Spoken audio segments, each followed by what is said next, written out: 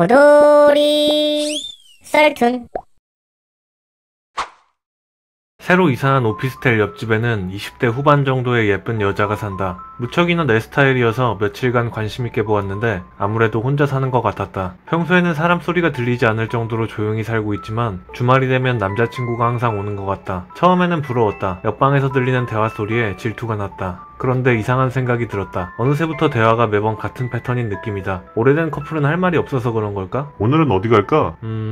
드라이브라도 갈까? 그래, 도시락 싸가자. 이윽고 집을 나가는 소리가 들린다. 며칠 뒤 퇴근하고 집에 도착하니 사람들이 모여 있었다. 주변 사람들 뿐만 아니라 경찰도 있었다. 올라가 보니 옆집에 경찰과 감식관이 와 있었다. 들것에 들려 시신이 운반되고 있었다. 이어서 경찰이 오래된 카세트 테이프를 가져간다. 그제야 주말의 대화가 같았던 이유를 알게 되었다.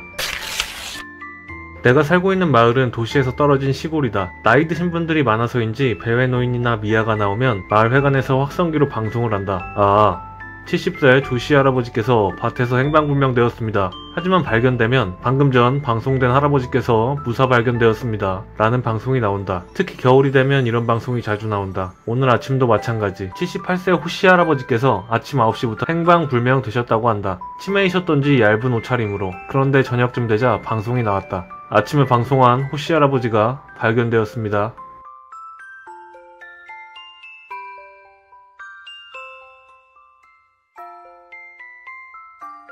첫 번째 이야기. 주말마다 있던 대화는 카세트에 녹음된 목소리에 대답한 것이다. 여성은 이미 죽어있고 계속 찾아왔던 남성이 빈집인 것을 들통나지 않으려고 계속해서 대화를 했다. 두 번째 이야기. 방금 전 방송된 할아버지께서 무사 발견되었습니다와 아침에 방송한 할아버지께서 발견되었습니다의 차이가 무엇일까? 할아버지는 시체로 발견되셨거나 무사하지 못한 모습으로 발견되었다. 이해하면 무서운 이야기. 최근 불면증에 시달린다.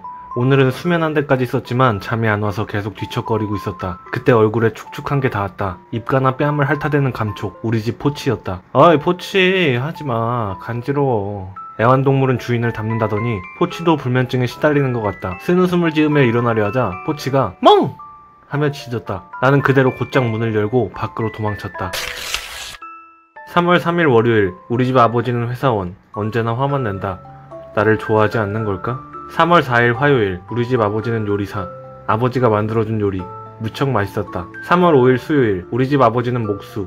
우리 집을 깨끗하게 수리해 주었다. 3월 6일 목요일. 우리 집 아버지는 경찰관. 나랑 무지 사이좋게 놀아줬다. 3월 7일 금요일. 우리 아버지는 변호사. 엄마와 친한 사이. 쭉 둘이서 수다 떨었어. 3월 8일 토요일. 우리 집 아버지는 의사. 같이 그림 그리며 잘 놀아줬다. 3월 9일 일요일. 오늘은 아무도 오지 않았다. 엄마는 나와 둘이서 쭉 이야기를 나눴다. 응? 어째서 월요일에 온 아버지에 대해 계속 묻는 거야? 화요일에 어떤 요리를 먹었는지 왜 물어봐? 어째서 그렇게 수리한 장소를 신경 쓰는 거야?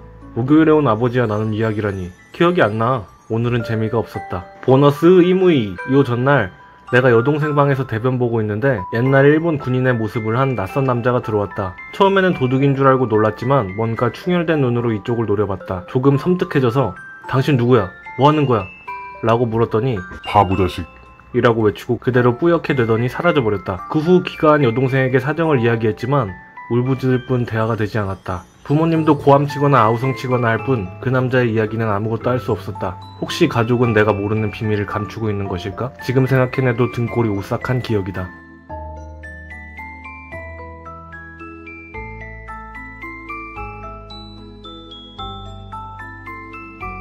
첫 번째 이야기. 포치는 사실 강아지가 아니다. 포치는 고양이이다. 의문의 사람이 내 뺨을 핥고는 포치가 강아지인 줄 알고 멍 소리를 냈던 것이다. 두 번째 이야기. 화내는 회사원. 언제나라는 말로 보아 평소 제일 많이 보는 아빠. 요리사가 죽여서 아이에게 먹였다. 목수가 남은 뼈를 집안의 곳곳에 숨겼다. 아내가 실종 신고해서 경찰이 와서 아이에게 물어봤다. 변호사와 실종 처리와 재산 문제에 대해 상의했다. 아버지가 실종돼서 정신감정을 받았다. 보너스 이모이는 정답을 맞춰보세요. 이해하면 무서운 이야기. 미술교사를 하고 있는 누나가 공방용으로 방 2개짜리 오래된 아파트를 빌렸다. 그림 그릴 때 외에는 사용하지 않는다고 생각하니 조금 아깝게 생각되었다. 누나한테 간절히 부탁해서 사용하지 않는 다른 방 하나에 자취하기로 했다. 단 누나가 그림을 그리고 있을 때는 집중할 수 있도록 자리를 비우거나 가만히 있는다는 조건이 있었다. 뭐 그 정도야 다른 방에서 자거나 하면 되니 신경 쓰지 않았다. 누나에게 열쇠를 받아 처음으로 들어가는 길이었다. 처음으로 혼자 살게 되어 긴장도 되고 두근두근 기대도 되었다. 들어가자마자 먼저 현관문을 잠그고 안전고리를 걸었다. 간단하게 저녁을 먹고 책을 읽고 스마트폰을 했다. 잔소리하는 사람이 없으니 너무 마음이 편하다. 나도 모르게 잠이 들었다. 아마도 새벽 2시 정도 되었을까? 자고 있는데 현관문이 열렸다. 누나가 그림을 그리러 온 것 같다. 이런 늦은 시간까지 노력하는 걸 보니 누나는 정말 대단하다. 그림 그리는 방에서 누나는 혼자 그림을 그리는 것 같았다. 아침에 일어나니 누나는 없었다. 출근 준비를 하고 현관을 나서는데 갑자기 온몸에 소름이 끼쳤다. 그 후로 누나의 아틀리에에 발을 디디는 일은 없었다. 사귄 지 2년 되는 커플이 있었다. 발렌타인데이가 되기 며칠 전 여자는 남자에게 발렌타인데이에 집으로 오라고 했다. 평소 여자는 남친에게 요리를 해준 적이 없어서 발렌타인데이 기념으로 요리를 해주기로 한 것이다. 발렌타인데이 당일 하루 종일 여자는 여러가지 요리를 준비했다. 퇴근 시간이 넘어 남자를 기다리고 있는데 남자에게서 전화가 왔다. 미안해. 야근해야 될 것 같아. 오늘 못 가. 여자는 크게 화를 냈고 전화기를 던져버렸다. 화나 있는 여자의 마음을 아는지 갑자기 전기가 나가버렸다. 누군가가 여자의 어깨를 잡았다. 쉿! 조용히 해. 여자는 순간 뒤돌아 손에 잡고 있는 포크로 찔러버리곤 재빨리 방으로 들어가 문을 잠갔다. 경찰에 신고하고 경찰이 출동하자 그녀는 방에서 나왔다. 경찰이 여자에게 말했다. 죽었습니다. 목에 포크가 박혀있더군요. 여자는 깜짝 놀라 휘청거렸다. 경찰은 천천히 말을 이어갔다. 강도가 훔치려고 했던 것이 이 반지 맞나요?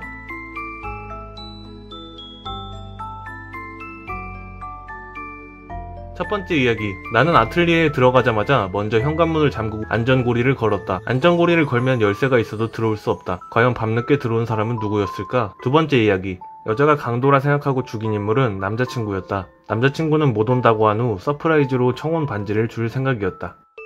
이해하면 무서운 이야기.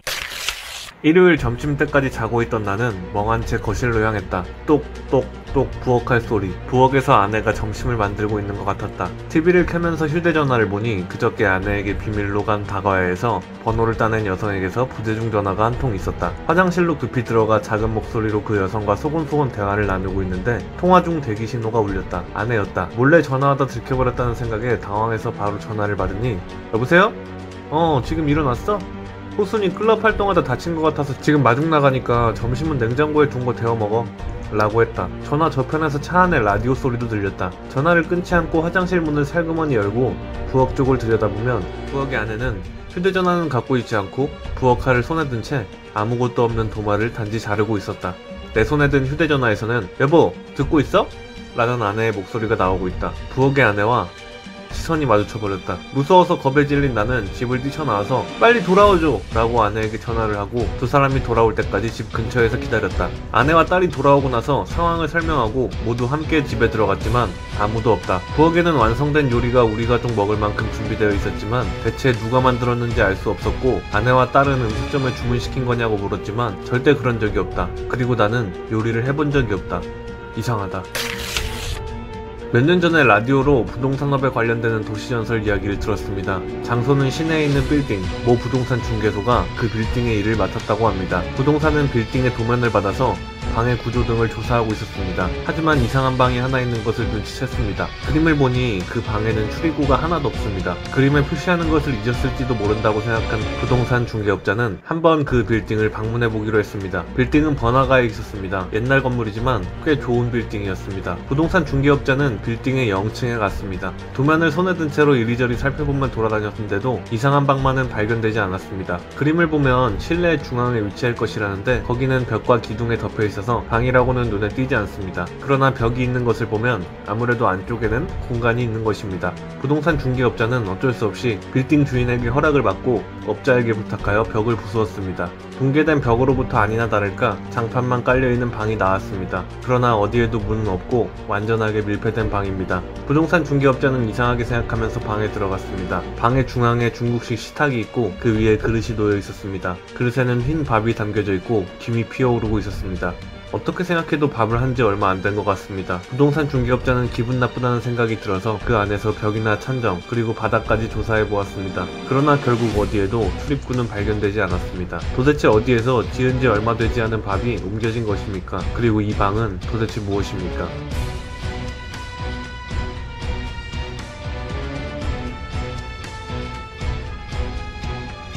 첫 번째 이야기. 아내의 번호로 나에게 전화가 왔고 라디오 소리로 들리는 걸로 보아 차량이 확실하다. 요리를 하고 있는 여자는 귀신이다. 두 번째 이야기. 빌딩의 영층은 무엇인가? 나는 갇혀버렸을지도 모른다. 이해하면 무서운 이야기. 나는 형사였다. 오래전에 담당했던 행방불명 사건을 이야기해본다. 그날은 밤에 눈이 많이 내려 사방이 하얗게 되었었다. 증기기관차의 탈선 사고를 보고받고 현장으로 갔었다. 그곳에서 부기관사의 시체를 발견했지만 아무리 찾아도 기관사는 발견되지 않았다. 영무원은 마지막 역 출발 시 기관사가 있었다고 증언했다. 주변에 하얀 눈으로 덮인 들판이라 뛰어내렸다고 해도 발자국이 남아있지 않을 리가 없다. 주변에 건물이나 나무도 없고 단선이라 다른 열차로 옮겨 탈 수도 없다. 오래전의 일이다. 은퇴하고 종종 생각나는 일이지만 해결할 수 없었다. 그런데 며칠 전 아내의 장례를 치르고 있는데 문득 기관사가 어디로 갔는지 짐작이 가서 소름이 돋았다. 베트남 전쟁이 끝나고 집으로 돌아가기 전날 청년병사는 자택에 전화를 걸었다. 내일 돌아가는데 달리 갈 데가 없는 친구를 데려가고 싶어. 집에서 같이 살아도 괜찮을까? 아들이 돌아간다는 소식에 기쁜 부모는 물론! 이라고 울면서 대답했다. 하지만 한 가지 말해두고 싶은 게 있어. 걔는 지뢰를 밟아서 말이야. 한쪽 팔이랑 한쪽 다리를 잃어버렸어. 하지만 나는 걔를 집에 데리고 돌아가고 싶어. 그 말에 부모는 입을 다물고 말았다. 며칠 동안이라면 괜찮지만 장애인 뒤치작거리는 큰일이란다. 집에 있는 동안 그 친구가 살만한 곳을 같이 찾아보자꾸나. 너에게도 우리에게도 각자의 인생이 있으니까. 그 친구 뒤치다꺼리 하느라 평생을 저당 잡히는 건 안 될 일이잖니. 라고 모친이 말을 하자 아들은 아무 말 없이 전화를 끊었다. 다음날 경찰에게 전화를 받고 청년병사의 부모는 그가 빌딩 옥상에서 떨어져 죽었다는 사실을 알게 되었다. 시체와 대면한 부모는 할 말을 잃고 울며 주저앉았다.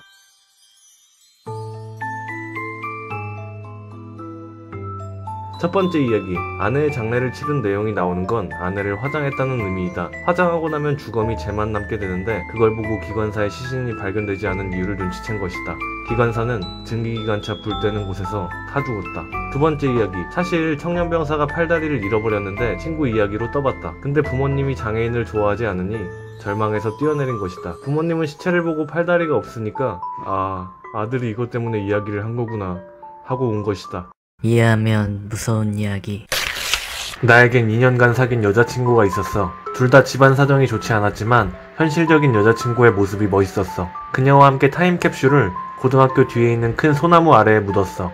나중에 결혼하게 되었을 때 꺼내자고 약속했지. 타임캡슐에 뭘 넣었는지는 서로 비밀. 만약 결혼하지 않게 되면 그대로 두기로 했어. 그 일 전후로 여자친구가 정신이 이상해지더니 1년 후에 갑자기 자살을 해버렸어. 그리고 10년 후 고생 끝에 합격한 대학교에서 같은 과에서 사귄 여자친구와 결혼하게 되었어. 나는 약혼자에게 과거의 이야기를 모두 숨기지 않고 이야기했어. 그녀는 전 여자친구의 목까지 행복해지자며 타임캡슐을 대신 꺼내고 싶다고 했어. 나는 반대했지만 그녀의 생각을 자신이 이어가고 싶다며 약혼자는 고집을 피웠어. 아마 전 여자친구에 대한 질투도 있었을 거야. 결혼식 며칠 전 휴일, 고향으로 돌아가 타임캡슐을 꺼냈어. 내 타임캡슐에 들어있던 건 여자친구가 짜준 머플러. 약혼자는 조금 기분이 안 좋은 표정이었지만 곧바로 전 여자친구가 묻은 타임캡슐을 열었어. 거기에는 주먹 정도의 검은 덩어리가 들어가 있었어. 잘 보니 작은 팔다리에 조그만 사람머리가 있는 것 같았어. 아이들의 목소리가 들린다. 문득 창밖으로 눈을 돌리니 가방을 짊어진 아이들이 집으로 가고 있었어. 벌써 시간이 이렇게 됐나? 나는 살짝 손목시계를 보았어. 우리 철수가 또 무슨 짓을 했나요? 장난을 쳤다고 하니 정말 죄송합니다. 주름이 많은 철수의 모친은 방금 전부터 쭉 같은 말을 하며 머리를 숙이고 있었어. 엄마 혼자서만 키우는 집이라 제가 가정교육을 잘하지 못한 탓입니다. 어머니 잘못이 아니에요. 그렇지만 그 아이가 장난만 치는 것은 틀림없이 저에게 관심을 끌려고 한 짓일 거예요. 외로움을 잘 타요. 그 아이를 혼자 내버려둔 제 잘못입니다. 아니에요. 그렇지 않습니다. 나는 한숨을 쉬면서 말했어. 일단 오늘은 그냥 돌아가셔도 좋아요. 정말 죄송합니다. 집에 돌아가면 철수에게는 더 이상 장난치지 말라고 단단히 주의시키겠습니다. 알겠습니다. 모친은 몇 번이나 내 쪽을 뒤돌아보며 휜 머리를 만지며 고개를 숙이고 돌아갔어. 나는 어찌할 바를 모른 채 그 모습을 계속 지켜봤어. 철수의 모친은 돌아가셨습니까? 부하가 나에게 물었어. 응. 나는 책상 위에 서류를 바라보며 대답했어. 철수, 42세 미성년자 전과 3범.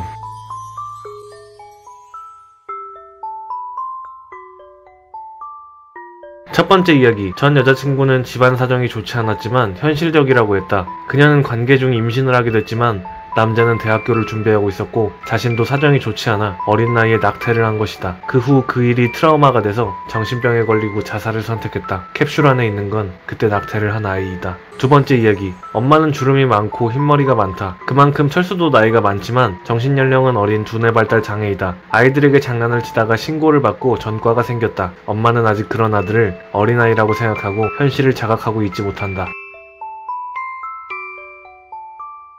이해하면 무서운 이야기. 어느 남자가 살무사주를 만드는 방법을 조사했다. 첫 번째, 물을 넣은 병에 살무사를 산채로 넣는다. 두 번째, 일주일 정도 물을 갈면서 여분의 배설물이 나오는 걸 기다린다. 세 번째, 전부 나오면 물을 버리고 소주를 반 정도 넣은 후 살무사를 약해질 때까지 기다린다. 네 번째, 살무사가 약해지면 소주를 다 채운 후에 3년 정도 숙성시킨다. 책에는 이어서 이런 이야기가 실려 있었다. 살무사주가 자양강장에 효과 있는 이유는 다음과 같다. 제조 과정 중에 살무사는 소주가 가득 찬 병에 갇히게 되는데 이때 살무사는 괴롭다, 죽고 싶지 않다 이런 심정에 필사적으로 움직인다. 원래 생명력이 강한 살무사는 더욱 필사적으로 살려고 한다. 이 생명력이 소주에 녹아 살무사주가 효과가 있는 것이다. 이것을 읽고 남자는 깨달았다. 지금부터 자신이 해야 할 일을. 좀 더 오래 살고 건강해지기 위해 10년 후 산에서 한 남자가 체포되었다. 체포 이유는 연속 6의 살인. 환자인 호순이가 있었어. 호순이는 큰 질환을 앓고 있었는데 그걸 치료하려면 막대한 돈이 들었어. 지금까지의 입원비도 연체. 심지어 호순이는 가까운 가족도 없었어. 하지만 자신의 담당 의사만이 자신에게 잘 대해줘서 그나마도 버틸 수 있었어. 호순이는 혼자 괴로워하던 끝에 자신의 담당 의사에게 조언을 얻기로 했어. 마침 의사가 들어와 호순이는 물어봤어. 의사 선생님, 저 질문이 있습니다. 의사가 웃으며 말했어. 뭐지요? 호순이가 머뭇거리다 말했어. 그런 이야기지만 입원비를 낼 돈이 없습니다. 의사가 고심하다가 말했어. 혹시 생명보험에 가입했나요? 호순이가 말했어. 네. 의사가 환하게 웃으며 말했어. 그러면 괜찮습니다.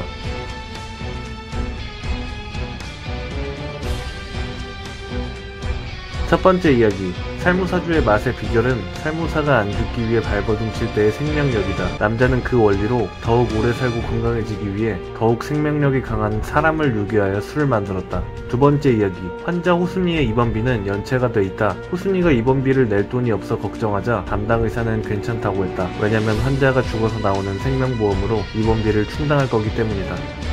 이해하면 무서운 이야기. 새로 이사한 자취방. 건물은 오래되었지만 시세보다 저렴한 가격에 기분이 무척 좋았다. 그런데 이사 온 첫날부터 머리가 아프다. 다음날 자고 일어나니 머리가 지끈지끈 아프고 어깨가 무겁다. 게다가 묘한 기척도 느껴진다. 아프다는 이야기에 여자친구가 바로 왔다. 여자친구는 걱정스러운 표정으로 방 안에 누워있는 나를 쳐다보는 것 같다. 그런데 그런 표정과 달리 방 안에 들어오자마자 핸드폰으로 문자를 보내고 있었다. 누구한테 보내는 거야? 라고 물어도 응? 이라는 말로 제대로 대답하지 않는다. 예민한 탓인지 설마 다른 남자? 라고 되물었는데 오히려 여자친구는 자기야말로 다른 여자랑 연락하는 거 아니야? 라고 발끈하며 대답한다. 나도 당황해서 날 의심하는 거야? 라고 나 역시 발끈하며 핸드폰을 확인시켜주려는 순간 문자가 도착했다. 아, 최악의 타이밍. 어차피 광고겠지 하며 문자를 확인하는데 여자친구의 문자다. 절대 뒤돌아보지 마. 야근하고 돌아가는 길 갑자기 소나기가 내려서 물에 빠진 생쥐꼴로 돌아왔다. 어딘가에서 비를 피하고 오고 싶었지만 내가 좋아하는 드라마가 시작되는 시간이라 급히 올 수밖에 없었다. 이래서 혼자 사는 건 불편하다. 속옷까지 젖었기 때문에 들어가자마자 목욕했다. 하루의 피로를 따뜻한 물로 씻겨보낸다. 밖에서 웃음소리가 들린다. 이미 드라마가 시작한 모양이다. 서둘러 샤워를 마치고 나왔다. 집이 어둡다. 마음이 급해서 조명도 켜지 않았던 건가? 어둠에 익숙해지지 않은 눈으로 어두운 방에서 일단 전원을 찾는다. 코드를 찾아내고 전기를 켠 순간 나는 눈치챘다. 첫 번째 이야기. 여자친구는 집에 오자마자 걱정스러운 표정으로 핸드폰으로 누군가에게 문자를 보냈다. 그 문자 발송지는 나. 그 내용은 절대 뒤돌아보지 마 이다. 나 뒤에 누군가가 있고 여자친구가 발견하였다. 두 번째 이야기. 나는 집에 오자마자 목욕을 했다고 한다. 그리고 드라마에서 웃음소리가 나가봤더니 집안에 불도 꺼져 있다. 코드도 꽂혀있지 않다. TV를 켜지도 않았는데 밖에서 웃음소리가 들렸다. TV 드라마에서 나오는 웃음소리가 아니다. 이해하면 무서운 이야기. 어느 오후 작은 새가 지저귀는 숲속을 한 명의 소녀가 걷고 있었다. 엄마! 어디에 있는 거야? 무서워하는 소녀. 길을 잃은 듯 보인다. 그러던 중 소녀는 어떤 집 앞에 겨우 도착했다. 여기군요. 여기에 있군요. 그렇게 말하며 소녀는 문을 열었다. 하지만 거기에 있던 것은 중간이 끊어져 있는 일기장 하나뿐. 아무것도 없는 집 안에 불쑥 놓여져 있었다. 소녀는 살그머니 손에 들어 읽기 시작했다. 5월 16일. 내일은 즐거운 크리스마스. 선물이 가득. 매우 즐거워. 5월 17일 산타씨가 오지 않는다. 산타씨가 오지 않는다. 산타씨가 오지 않는다. 5월 18일 어제는 매우 즐거웠다. 산타씨에게 가득 선물 받아버렸다. 그렇지만 이상한데? 그 선물 어디에 둔 거지? 9월 33일 시계의 바늘 언제 봐도 달라. 12월 65일 오늘이군요. 밖에 나와 보았어. 그랬더니 사람이 많이 있었어. 가득 많이 있었어. 그리고 전나무는 이상한 색이었다. 어째서일까? 그 후로 일기장엔 더 이상 내용이 없었다. 소녀는 이상한 일기를 다 읽고 밖으로 나와보니 나무의 색이 뭔가 이상해져 보였다. TV를 보고 있으니 화면 속에 몇 명이 나와서 비명을 지르고 있었다. 항상 그랬기 때문에 별거 아니라고 생각하고 배가 고파서 나는 밥을 만들었다. 천천히 식사를 하면서 개그 버라이어티 방송을 볼 생각이었는데 너무 시끄러워서 노트북으로 봤다. 밥을 다 먹은 후에 샤워를 하고 다시 TV를 보자 지금도 몇 사람이 앉아서 소리를 지르고 있었다. 아라이 불 끄고 잠이나 자야지. 그리고 며칠 후 여전히 똑같은 생활의 반복이었다. TV에는 2명이 나오고 있었는데 둘이 뭔가 이야기를 하고 있었다. 개그 방송을 보는 것 같아서 하하하 웃어버렸다.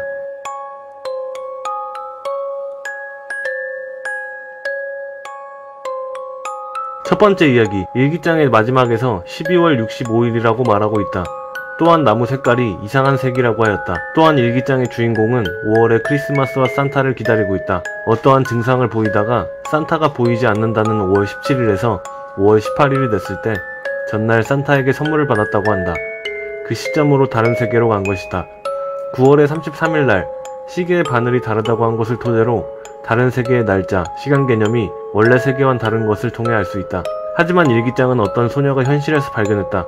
즉 일기의 주인공은 5월 18일부터 어떠한 문제로 정신만 다른 세계로 넘어간 것이다. 그리고 이 일기를 읽는 소녀도.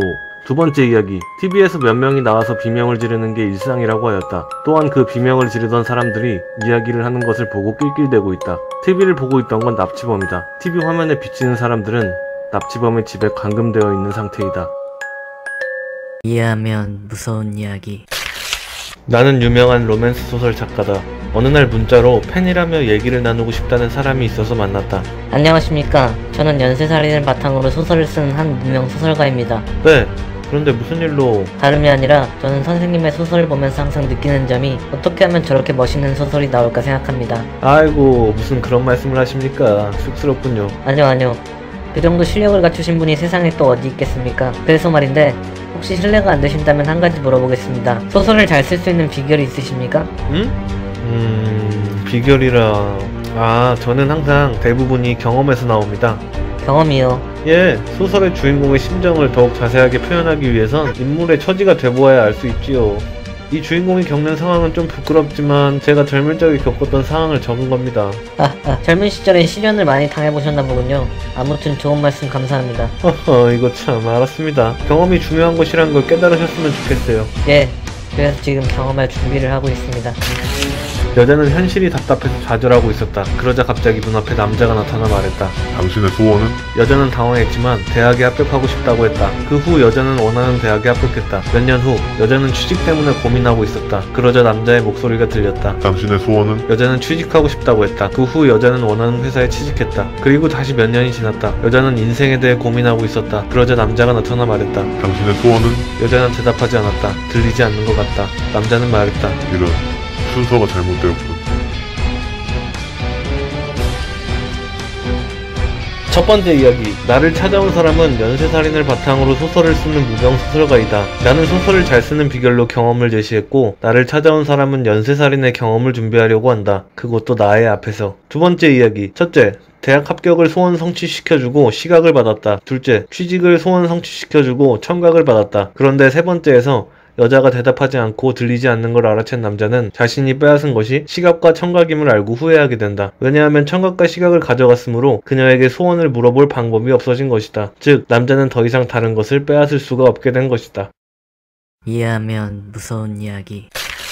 내가 건설 현장 인부로 일하던 시절, 동호대교 보수공사 현장에 있을 때였다. 나는 시멘트를 물에 개기 위해 시멘트 봉투를 열었는데 그 안에서 편지가 하나 나왔다. 편지에는 이렇게 쓰여져 있었다. 이 시멘트에는 내가 사랑하는 그이가 들어있습니다. 공장에서 오랫동안 제가 짝사랑만 해오던 그이는 사고로 분쇄기 안에 떨어져 석회석과 함께 빨려 들어가 버렸습니다. 괜찮으시다면 이 시멘트를 사용한 장소를 저에게 편지로 알려주시기 바랍니다. 벽이나 다리가 된 그이를 만나러 갈 테니까. 아직 학교에 들어가지 않은 어린 시절의 기억이다. 엄마는 좋은 곳에 가자 라고 하고 내 손을 잡아당겨 집에 밖에 나왔다. 엄마가 어딘가 즐거운 곳에 데려가 주신다고 생각하고 기뻐서 함께 걸었다. 좀 걸은 후 엄마는 전철이 지나가는 철도 건널목 앞에 멈춰서서 움직이지 않고 계셨다. 전철이 와 있는 것도 아닌데 왜 건널목을 건너지 않는 것인지 이상했지만 나도 왠지 아무 말도 없이 입을 다물어 함께 서 있었다. 곧 차단기가 내려오고 전철이 왔다. 그때 엄마가 매우 강하게 내 손을 졸릴 정도로 잡았다. 전철이 통과하고 다시 차단기가 올라갔는데도 엄마는 그때까지도 걷기 시작하지 않았다. 몇 번이나 전철이 통과할 때까지 계속 손을 잡고 힘이 들어가던 그 감촉의 기억이 남아있다. 지금도 사람과 손을 잡는 것이 싫다.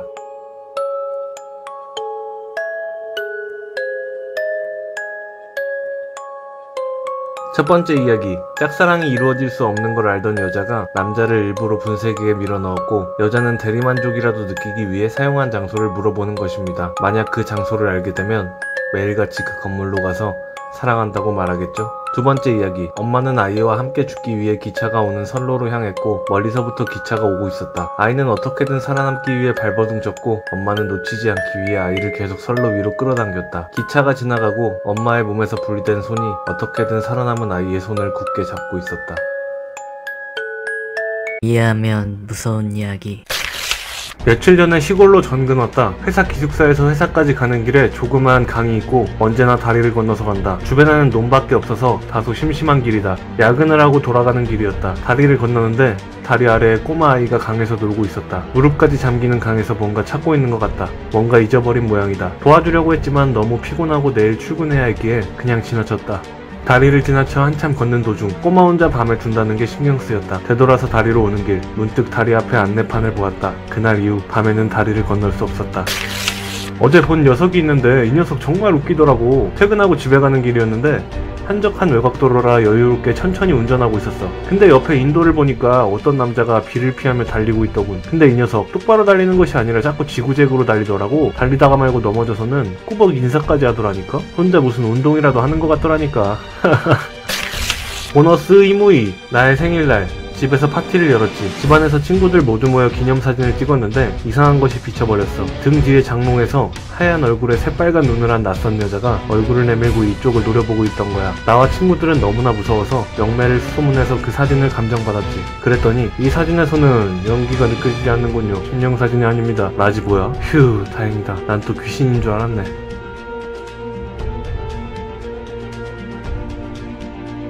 첫 번째 이야기. 강 옆에 표지판에 급류주의 깊이 5m 라고 써져 있었기 때문에 남자는 소름 돋아 밤에는 다리를 건널 수 없었다. 두 번째 이야기. 자동차를 탄 사람이 그 사람을 계속 치고 사냥감을 놀리듯 여유롭게 천천히 자신을 따라왔기에 그 사람은 피하기 위해 지그재그로 달렸고 달리다 말고 넘어졌다. 의식을 거의 잃었으니 힘들어하는 걸 고개를 푹 숙이는 것인데 운전자는 잔인하게 인사라고 생각하였다. 이해하면 무서운 이야기. 한 명의 남자가 어느 방에 감금되었다. 남자가 눈을 떴을 때 목소리가 들렸다. 거기 있는 상자 안에서 양면이 같은 모양인 동전을 찾아내어라. 눈앞에는 큰 상자가 있었다. 열어보니 안에는 엄청난 수의 동전이 있었다. 양면이 같은 것을 찾아냈다면 책상 위에 있는 사진기로 동전을 찍어라. 찾을 때까지 돌아갈 수 없다. 사진은 거기 있는 팩스로 보내라. 기회는 한 번. 사진 한 장만 보낼 수 있다. 신중히 보내라. 물론 팩스에는 정해진 번호로만 보내도록 되어 있었다. 남자는 상자 안을 열심히 뒤졌다. 그리고 양면이 같은 동전을 찾아내었다. 사진을 찍어서 팩스로 보내려고 하는 순간 남자는 깨달았다. 더 이상 여기를 살아서 나갈 수 없다고. 친구에게서 오랜만에 전화가 걸려왔다. 밤이 늦은 시간이긴 했지만 오랜만에 통화하는 거라서 할 말이 많아서 계속 이야기했다. 그런데 그 애가 한 말 중에 하나 신경 쓰이는 게 있었다. 옆집에 사는 사람이 너무 이상하다는 것이다. 만나서 인사해도 그냥 무시하고 이상한 냄새도 난다고 했다. 머리카락은 푸석거리고 옷은 더럽고 목욕도 안 하는 것처럼 냄새를 풍긴다고 했다. 행동도 이상한 것이 유리컵도 던져서 깨버리고 고양이한테 몹쓸 짓도 해서 주변에서도 유명한 사람이라고 했다. 또 빌라 벽이 얇아서 밤중에도 쿵쿵거리는 소리가 이상하게 난다고 했다. 아직 큰 피해가 없으니 걱정하지 말라고 말해줬지만 좀 기분 나쁘고 이상했다. 이사하는 게 나을 것 같은데. 친구는 다음날 살해된 채로 발견됐다.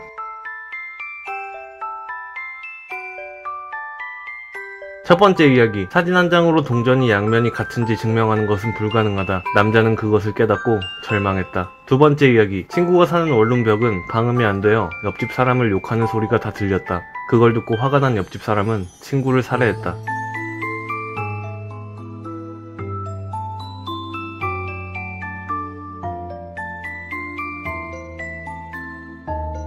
이해하면 무서운 이야기. 한 교대생이 초등학교로 교생 실습을 나갔다. 처음으로 하는 실습이라 많이 긴장했지만 반 아이들과 잘 어울릴 수 있었고 한 달 동안 잘 지낼 수 있을 것 같은 예감이 들었다. 실습 종료를 앞둔 어느 날 반의 한 여자아이의 집에 화재가 일어나 2층에서 자고 있었던 여자아이와 오빠가 죽었다. 1층에서 자고 있었던 부모님과 100일이 같이 난 아기는 어떻게든 도망쳐서 살았다. 친구의 죽음에 충격받은 반 아이들은 모두 울면서 장례식에 다녀왔다. 장례식 후 학교로 돌아온 교생은 아이들이 미술 시간에 그린 그림을 보고 있었다. 그림의 주제는 가족, 모두 자신의 가족을 천진난만하게 그려냈다. 그 중에 죽은 여자아이의 그림도 있었다. 도화지에 그려진 가족, 아버지가 아기를 안고 엄마와 함께 1층 화단에 물을 주고 있었고 여자아이와 오빠는 2층 창문에서 3명을 향해 손을 흔들고 있었다. 가족의 행복한 모습을 그렸다. 그런데 교생은 깜짝 놀랐다. 화재에서 도망쳐 살아남은 건 그림에서 1층 밖에 있는 3명, 도망치지 못하고 죽은 건 그림에서 2층에 2명. 그림은 그렇게 그려져 있었다. 게다가 3명을 향해 손을 흔들고 있는 모습은 마치 반년 전 아이의 초등학교 담임선생님에게서 전화가 왔다. 담임선생님의 목소리는 상당히 화가 나 있는 듯 했다. 흥분한 상태라 아이가 사고라도 당한 건지 불안해졌다. 이윽고 담임선생님은 내게 이렇게 말해주었다. 어머님, 호순이는 여자가 아닙니다. 거기가 함몰되어 있을 뿐 훌륭한 남자아이입니다. 곧바로 수술하면 괜찮을 겁니다. 깜짝 놀라 아이가 집에 오자마자 확인해보니 역시나 급히 병원에 가서 수술했다. 다행히도 아이의 그것은 제 모습을 드러냈다. 지금의 아들이 있는 것도 훌륭하신 담임선생님 덕분이다.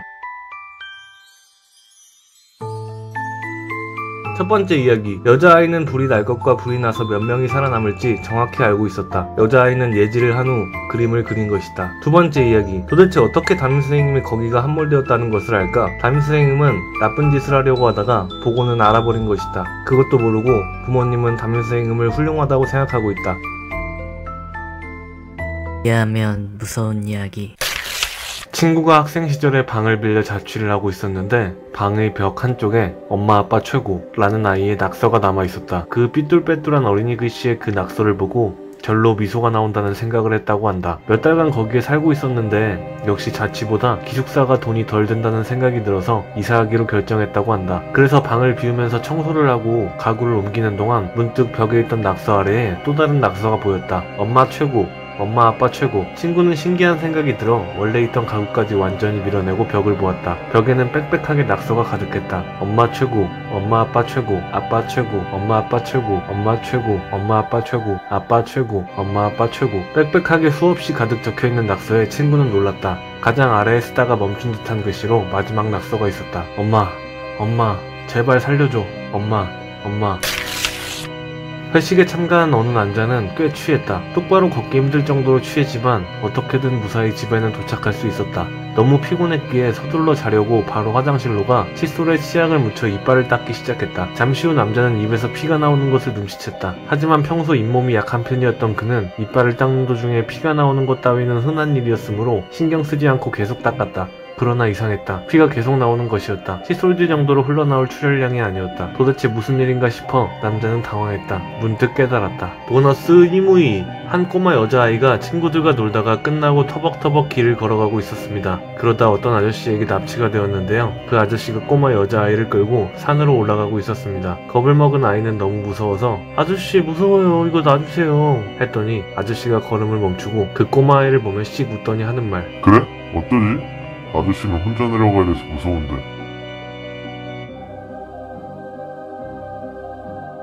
첫 번째 이야기. 엄마 아빠 최고라고 쓴 날엔 아무도 아이를 괴롭히지 않고 아빠 최고라고 쓴 날에는 애 엄마가 아이를 때렸다. 엄마 최고는 애 아빠가 아이를 때린 날이다. 그리고 마지막 날 애 엄마가 애를 죽인 것이다. 두 번째 이야기. 남자가 손에 들고 있었던 것은 면도칼이었다. 보너스 이무이. 그래? 어쩌지? 아저씨는 혼자 내려가야 돼서 무서운데? 이 말은 그 아저씨는 산에서 꼬마아이를 죽이고 나서 산에서 혼자 내려오기 때문에 무섭다는 말이다.